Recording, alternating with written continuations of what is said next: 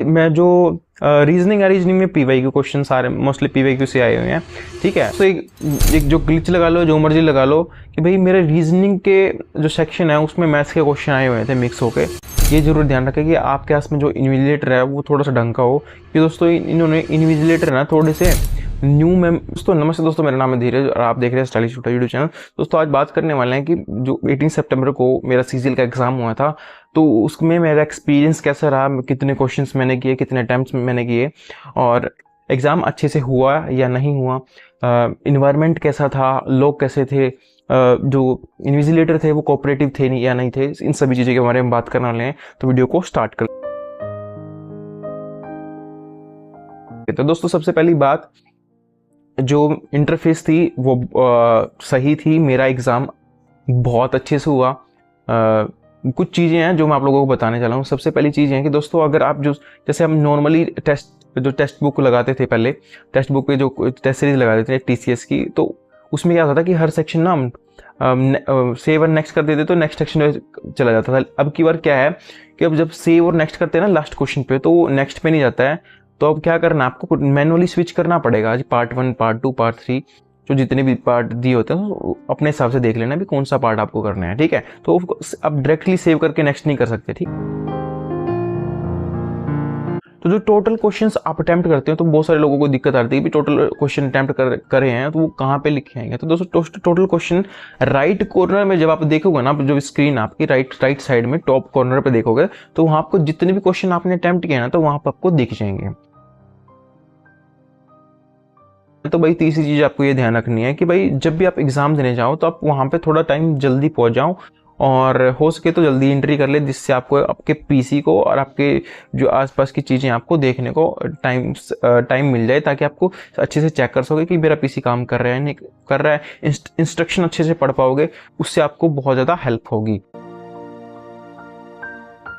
चौथी चीज़ जो है, जैसे हमारा जो टीसीएस का पैटर्न था उसमें थोड़ा सा अलग तरीके से क्वेश्चन सेव करते थे, मार्क फॉर रिव्यू करते थे, तो उसमें अलग तरीके से होता था, इसमें कुछ अलग तरीके से होता है। दोस्तों बात करते हैं कि भी जैसे हम अगर आपने कोई क्वेश्चन किया है वो तो ग्रीन हो जाएगा।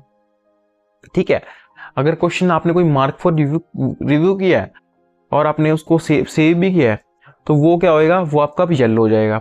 ठीक है, अगर आपने कोई क्वेश्चन खाली मार्क फॉर रिव्यू करे, आपने उसको रिस्पॉन्स नहीं दिया है, तो वो रेड रहेगा। तो दोस्तों ये कुछ चीज़ें हैं, इनका जरूर ध्यान देख लेना। आप एक बार जाओगे तो इंस्ट्रक्शन जरूर पढ़ लेना। तो मैंने कुछ अपना बताया जो मैंने वहाँ देखा था और जो ऑब्जर्व किया था। अब बात करते हैं हमारा कि भाई मैंने क्वेश्चंस कितने किए। दोस्तों मैंने रीजनिंग में 24 के आसपास क्वेश्चन अटेम्प्ट करें। फर्स्ट गो में मैंने 20 क्वेश्चन अटैम्प्ट करे थे, और उसके बाद 4 क्वेश्चन मैंने सेकंड राउंड में अटैम्प्ट किए। और बात करते हैं मेरी मैथ्स की। मैथ्स में मैंने 18 क्वेश्चंस किए हैं, और फर्स्ट राउंड में मेरे 15 क्वेश्चन किए, और सेकंड राउंड में मैंने 3 क्वेश्चन किए हैं। अब बात करते हैं कि मैंने इंग्लिश में कितने क्वेश्चन किए। तो दोस्तों मैंने इंग्लिश सारी 1 गो में ही करी है, और 1 गो में ही मैंने इसके 18 के राउंडेड क्वेश्चन अटैम्प्ट किए हैं। अब बात करते हैं हमारे लास्ट पार्ट है जीके में कितने किए हैं। दोस्तों मैंने जीके में 15 के राउंड क्वेश्चन अटैम्प्ट किए हैं। तो इस अगर टोटल करें तो मेरे 75 क्वेश्चन के आसपास मैंने क्वेश्चन किए हैं, और मैं आई थिंक 75 थोड़ा सा नीचे हैं। अगर लेवल के साथ देखें कि भी 75 थोड़े कम अटैम्प्ट है, लेकिन अगर पेपर का लेवल देखे उस हिसाब से फिर भी ठीक भी है। तो वो तो बात की बात है, जितना भी स्कोर आएगा देखी जाएगी। लेकिन आप लोगों को एक चीज़ जरूर रिकमेंड करूंगा कि आप ये जरूर ध्यान रखें कि आपके पास में जो इन्विजिलेटर है वो थोड़ा सा ढंग का हो, कि दोस्तों इन्होंने इन्विजिलेटर ना थोड़े से नए बच्चे हैं जो 19-20 साल के, या फिर 20-21 साल 22 साल के, वो बंदों को हायर किया हुआ है, वो आपके इन्विजिलेटर हैं। तो वो थोड़े से आसपास में बातें करेंगे, बात करते रहते हैं ड्यूरिंग एग्ज़ाम, तो वो आपको थोड़ी सी दिक्कत देने वाली है चीज़ें।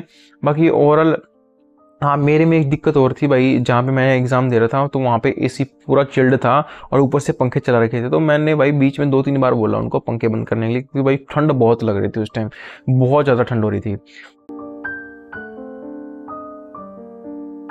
अब बात करते हैं कि मैं जो रीजनिंग में पीवाई के क्वेश्चन सारे मोस्टली पीवाई क्यू से आए हुए हैं, ठीक है, और सारे सिमिलर से ही क्वेश्चन है। मैथ में थोड़ा सा कुछ है कि भाई मैथ में जो मेंस में पढ़ के जाते हैं टॉपिक्स, जैसे कि कोऑर्डिनेट ज्योमेट्री वगैरह, या फिर कोऑर्डिनेट ज्योमेट्री थोड़े से एडवांस, या फिर ट्रिग्नोमेट्री है, उसके थोड़े से अच्छे से क्वेश्चन आए हुए हैं।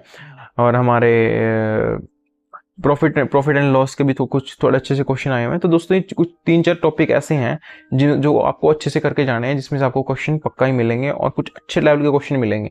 जो ये बात रह गई थी, मैंने स्पेशली इस बात को दोबारा आपको बता रहा हूँ कि भाई आप ये टॉपिक जरूर कर लें जो आपको मैंने बताए हैं। एक चीज रह गई थी जो आप लोगों को बतानी रह गई थी कि इंग्लिश में पैसेज आया हुआ है और पैसेज थोड़ा बहुत अच्छे लेवल का आया, तो उस पैसेज को भी प्रैक्टिस करने की कोशिश करें, वो आपको बहुत ज्यादा हेल्प देगा। तो एक जो ग्लिच लगा लो, जो मर्जी लगा लो, कि भाई मेरे रीजनिंग के जो सेक्शन है उसमें मैथ्स के क्वेश्चन आए हुए थे मिक्स होके। तो ये चीज़ मेरे को थोड़ी सी वियर्ड लगी, भाई रीजनिंग में मैथ्स के क्वेश्चन कैसे हैं। तो बाकी इतनी बड़ी दिक्कत नहीं है, लोगों के तो बहुत बड़ी बड़ी दिक्कत हुई है कि लोगों के तो पीसी नहीं चल रहे। तो मेरी तो छोटी सी बात है, मैंने इतना गोला नहीं इसको भाई, मैंने इसको छोड़ा, मगर चल हो गया, देखी जाएगी जो भी है, ठीक है। और मैंने उसको स्किप कर दिया था क्वेश्चन को, और दोबारा सेकंड राउंड में क्वेश्चन करा था, वो आसानी से बॉटनी स्ट्रीम का क्वेश्चन था, रीजनिंग में आया था। और ये था मेरा कुछ एक्सपीरियंस। अगर आपको वीडियो पसंद आए तो वीडियो को लाइक शेयर सब्सक्राइब कर देना चैनल को। मिलते हैं नेक्स्ट वीडियो में।